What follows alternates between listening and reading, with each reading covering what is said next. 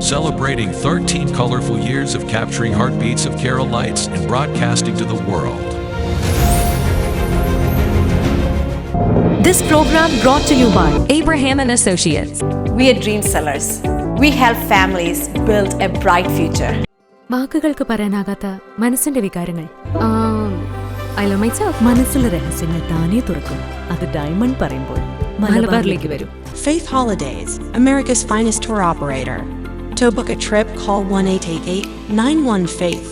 State Farm Insurance, Michael Therian. Keep the memories alive with Mukut Monuments.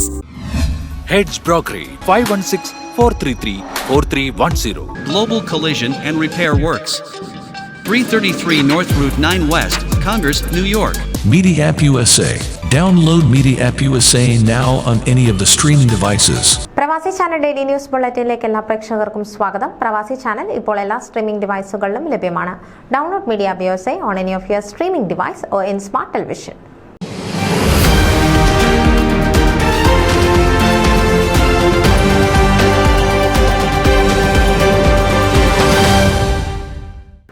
ബെൻസൺവിൽ sacred heart Knanaya കത്തോലിക്ക ദേവാലയത്തിൽ grand parents day വിപുലമായ പരിപാടികളോടെ ആഘോഷിച്ചു. പരിശുദ്ധ മാതാവിന്റെ മാതാപിതാക്കളായ അന്ന ഉമ്മയുടെയും വിശുദ്ധ യുവാക്കിമിന്റെയും തിരുനാളിനോടനുബന്ധിച്ചാണ് കത്തോലിക്ക സഭയിൽ ഗ്രാൻഡ് പാരന്റ്സ് ഡേ ആഘോഷിച്ചു വരുന്നത്.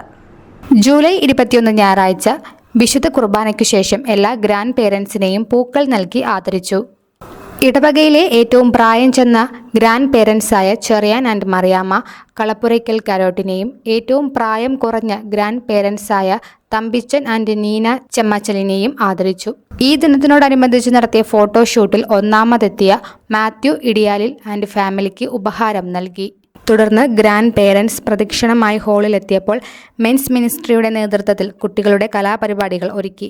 വികാരി ഫാദർ തോമസ് മുളവനാൽ, അസിസ്റ്റന്റ് വികാരി ഫാദർ ബിൻസ് ചേത്തലിൽ, ഇടവക ട്രസ്റ്റിമാരായ തോമസ് നെടുവാമ്പുഴ, സാബു മുത്തോലം, മത്തിയാസ് പുല്ലാപ്പള്ളി, കിഷോർ കണ്ണല, ജെൻസൺ ഐക്കരപ്പറമ്പിൽ എന്നിവരും മെൻസ് മിനിസ്ട്രി കോർഡിനേറ്റർ സജി ഇറപ്പുറവും പരിപാടികൾ സുഗമമാക്കി. ന്യൂസ് ഡെസ്ക് പ്രവാസി ചാനൽ.